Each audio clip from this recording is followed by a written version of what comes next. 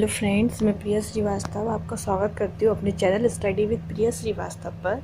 तो कल हमने सर्कुलेटरी सिस्टम का पार्ट फर्स्ट पढ़ा था। आज हम उसके आगे की स्टडी करेंगे। तो आज हम क्या पढ़ने वाले हैं, blood circulation in human body, मानव में रक्त परिसंचरण। मतलब ये पूरा मैकेनिज्म जो ब्लड सर्कुलेशन होता है वो बॉडी में किस तरीके से होता है, क्या प्रोसीजर है, हम पूरा अभी यहाँ पढ़ने वाले हैं। तो आइए शुरू करते हैं। तो मानव शरीर में रक्त परिसंचरण पढ़ने के लिए हमें मुख्यतः मेनली 3 चीज़ें याद रखनी है। एक तो लंग्स, दूसरा हार्ट, तीसरा बॉडी ऑर्गन्स। यहाँ हम बॉडी ऑर्गन्स की बात करें, लंग्स तो हम यहाँ लिख चुके हैं, लेकिन बचे हुए जो और ऑर्गन्स हैं हम यहाँ उनकी बात कर रहे हैं। और ये हमारा हार्ट है। अब यहाँ हम थोड़ा हार्ट को रफली समझ लेते हैं, तभी हम इसको अच्छे से समझ पाएंगे प्रोसीजर को पूरे को। तो देखो क्या होता है, जो हमारा हार्ट होता है यानी मानव हृदय होता है, उसका वजन लगभग 300 ग्राम होता है। मानव हृदय का वजन लगभग 300 ग्राम होता है। इसका कलर ये हल्के गुलाबी रंग का होता है, पिंकिश कलर होता है इसका। तीसरी बात ये कि ये जो है ये बहुत सॉफ्ट होता है, इसलिए ये रिब्स के पीछे कवर, रिब्स से कवर रहता है। ये इसको प्रोटेक्शन मिल सके इसलिए ये पसलियों के पीछे रहता है। और उसके बाद ये एक लेयर से कवर होता है। मानव हृदय, ह्यूमन हार्ट, एक लेयर से कवर होता है। जो लेयर इसको प्रोटेक्शन देती है उस लेयर को बोलते हैं पेरिकार्डियम। क्या बोलते हैं उसको? पेरिकार्डियम। याद रखना आप, उस लेयर को बोलते हैं पेरिकार्डियम। और इसको, इस पेरिकार्डियम लेयर को हिंदी में बोला जाता है हृदय आवरण। हृदय आवरण। आगे बात करते हैं। मानव शरीर के जो मानव हृदय होता है, इसके 4 चैम्बर होते हैं, 4 कोष्ठक होते हैं। एक होता है लेफ्ट एट्रियम, यानी जो बाएं वाला है उसको बोलते हैं लेफ्ट एट्रियम, नीचे वाले को लेफ्ट वेंट्रिकल, इधर राइट एट्रियम, इधर राइट वेंट्रिकल। जो ऊपर वाले होते हैं वो नीचे के कंपैरेटिवली चैम्बर छोटे होते हैं, लेकिन यहाँ समझाने के लिए मैंने इक्वल बना दिए हैं, लेकिन ये इसके रेस्पेक्ट में छोटे होते हैं। अब आप सोच रहे होंगे कि ये वाला लेफ्ट लिया, ये वाला राइट लिया, तो आपको कंफ्यूज नहीं होना है। आप जब भी बायोलॉजी में किसी भी ऑर्गन की स्टडी करें और वहाँ पेयर में कोई चीज़ दी रखी हो, तो आपको अपने आप को एज्यूम करना है। आप अपने आप को एज्यूम करिए और आप समझ जाएंगे। देखो, हमारा जो लेफ्ट है वो यहाँ आएगा और हमारा जो राइट है वो इस साइड आएगा, तो इसलिए इस साइड वाले को अपन क्या बोलेंगे, ये वाला इस साइड का जो चैम्बर है वो लेफ्ट वाले और इस साइड की ये राइट वाले। अब हम स्टार्ट करते हैं पूरा मैकेनिज्म। इतनी अच्छा, और यहाँ ये देख लेते हैं ये क्या है। ये जो है इन्हें वाल्व बोलते हैं, और दोनों, और यहाँ पे ये 2 वाल्व है इसलिए इसका नेम है बाइकस्पिड वाल्व। क्या नेम है इसका? Bicuspid valve. इसको हिंदी में बोलते हैं द्विवलनीय कपाट। द्विवलनीय कपाट। ये जो इस साइड है इसको बोलते हैं ट्राइकस्पिड वाल्व।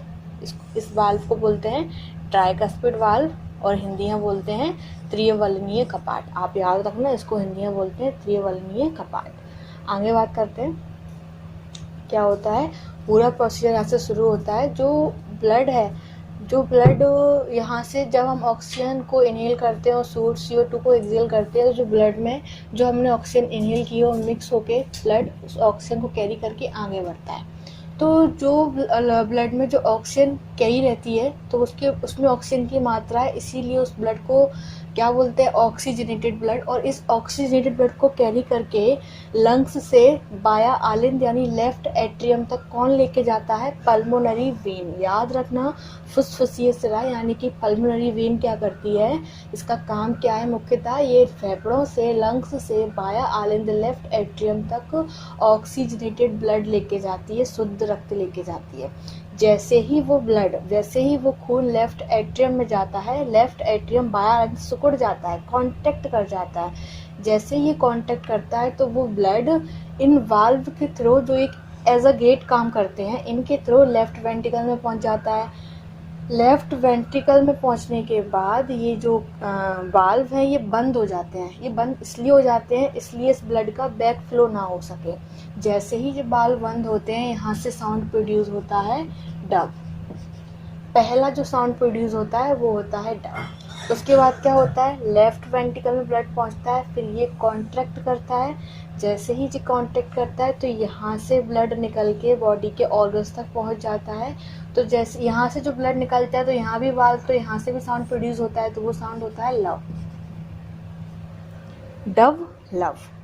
अब वो ब्लड बॉडी के ऑर्गन्स तक पहुंचता है, वहाँ पर जो ऑक्सीजनेटेड ब्लड है जो बॉडी के ऑर्गन्स तक पहुंचता है, वहाँ से बॉडी के ऑर्गन्स उस ब्लड में से ऑक्सीजन को कंज्यूम कर लेते हैं।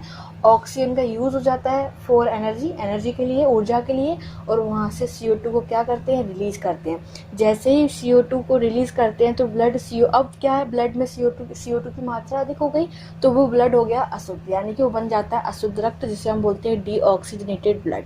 अब आप एक बात याद रखिए कि जो हमारा डीऑक्सीजनेटेड ब्लड है, यानी जिसमें CO2 है, तो हमारी बॉडी CO2 को ज़्यादा टाइम के लिए होल्ड नहीं कर सकती है।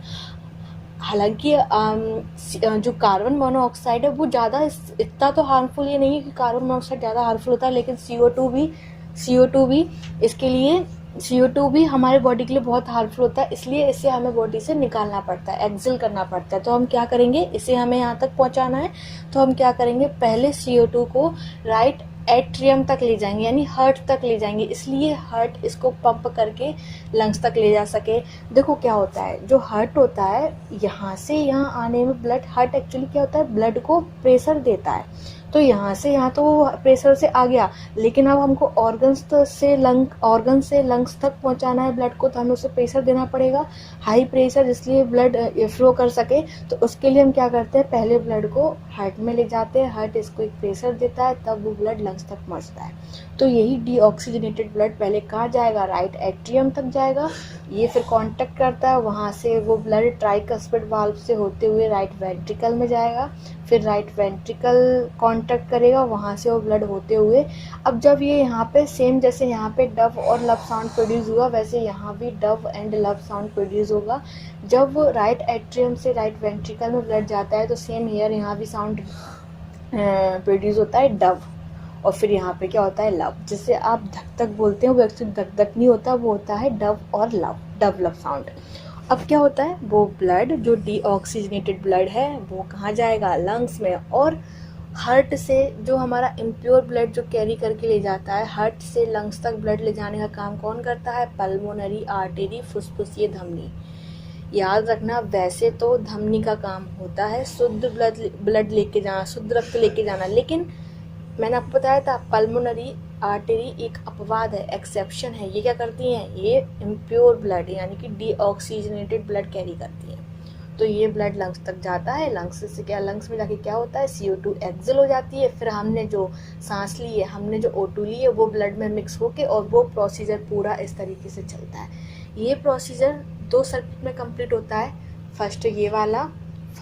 सेकंड ये वाला, इसलिए इन्हें क्या बोलते हैं, इस पूरे प्रोसीजर को हम बोलते हैं double circulation in human body, दोहरा रक्त परिसंचरण, मानव में दोहरा रक्त परिसंचरण, आपको याद रखना है, इसको हम बोलते हैं डबल ब्लड सर्कुलेशन। इसीलिए बोलते हैं क्योंकि ये प्रोसीजर पूरा 2 सर्किट में कंप्लीट होता है, इसलिए इसको बोला जाता है double blood circulation in human body, या मानव में दोहरा रक्त परिसंचरण।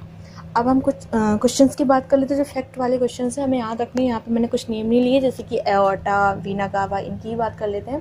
देखो, एओर्टा का मेन फंक्शन क्या होता है, वह नस जो हृदय से बॉडी, शरीर के अंग तक खून लेके जाती है, यानी कि वह आर्टरीज क्या करती है, जो हार्ट से बॉडी ऑर्गन्स तक ब्लड लेके जाती है, उसे बोलते हैं एओर्टा, याद रखना।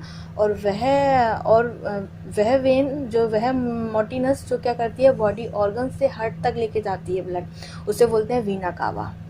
फिर से सुन लीजिए, हार्ट से ऑर्गन्स तक लेके आना ब्लड ऑर्टा, और ऑर्गन से हार्ट तक लेके जाना ब्लड जो नस काम करती है, उसे बोलते हैं वीना कावा। इन दोनों के फंक्शन समझ गए, इनके ही फंक्शन याद रखना।